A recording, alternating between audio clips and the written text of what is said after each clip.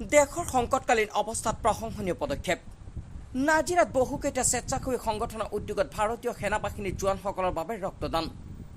দেশৰ সংকটকালীন অৱস্থাত ৰত্নকৰ্ভা তেজস্বী ফাউণ্ডেশ্যনৰ উদ্যোগত নাজিৰা ভালেকেইটা স্বেচ্ছাসেৱী সংস্থাৰ সহযোগত নাজিৰা নাট্য মন্দিৰত এক ৰক্তদান শিবিৰ আয়োজন কৰে।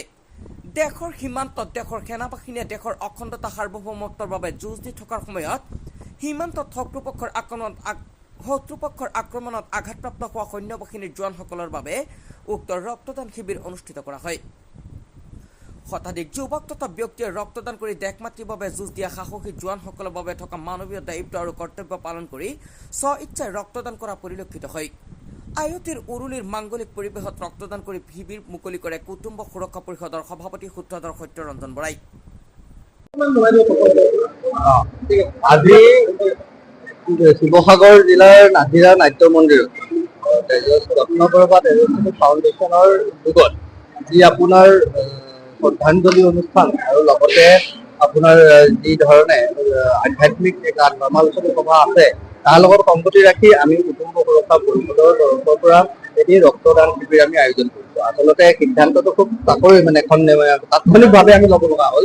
লৈ পেলাই আমাৰ কথাটো এইটো যে ভাৰতৰ যিসকল সেনা বাহিনীয়ে পাকিস্তানৰ বিৰুদ্ধে যুদ্ধ কৰি আছে, অহৰহ তেওঁলোকে আমাক সুৰক্ষিত দিয়াৰ কাৰণে তেওঁলোকে নিজৰ জীৱনকো তুচ্ছ জ্ঞান কৰি ২৪ ঘণ্টাই তেওঁলোকে কাম কৰিছে। তাৰ মাজতে কেইবাজনো আমাৰ সুযোগ্য সন্তান আচলতে তেওঁলোক ঈশ্বৰৰ অংশ নহলে তেওঁলোকৰ ঈশ্বৰৰ কাম ৰক্ষা কৰা কামটো কৰিব নোৱাৰে। সাধাৰণ মানুহে আমাক ৰক্ষা কৰিব নোৱাৰে। ৰক্ষা কৰাৰ সময়ত বিপদত পৰিলে আমি ঈশ্বৰক বিচাৰো। এতিয়া মই কৈছো ভাৰতৰ সেনা বাহিনী, নৌসেনা, স্থলসেনা, বায়ু সেনা প্ৰত্যেকজনে যিসকল ইয়াৰ লগত জড়িত হৈ আছে আমাক নিজৰ সুৰক্ষা প্ৰদান কৰিছে। তেওঁলোক একোজন ভগৱানৰ অংশ, ভগৱানৰ দূত। তেওঁলোক সুস্থ হৈ থাকক, তেওঁলোক বিজয়ী হৈ আহক। যিসকল ইতিমধ্যে শ্বহীদ হৈছে তেওঁলোকৰ আত্মাই সদ্গতি লাভ কৰক।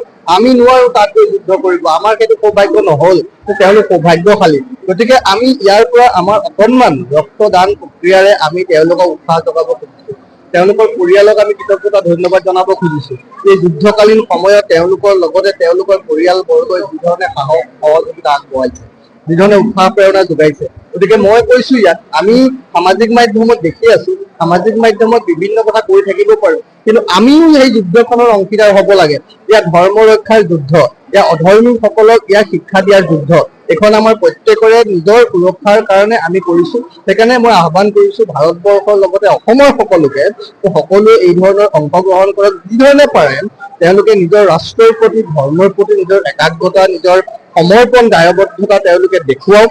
আৰু আমি চেষ্টা কৰি ইয়াৰ পৰা আৰম্ভ হৈছে অসমৰ ঐতিহ্যমণ্ডিত জিলা শিৱসাগৰৰ নাজিৰাৰ পৰা ইয়াৰ পৰা আৰম্ভ কৰিছো। আমি সমগ্ৰ অসমতে এই প্ৰক্ৰিয়া আগুৱাই নিবলৈ আমি চেষ্টা কৰিম বুলি ভাবিছো।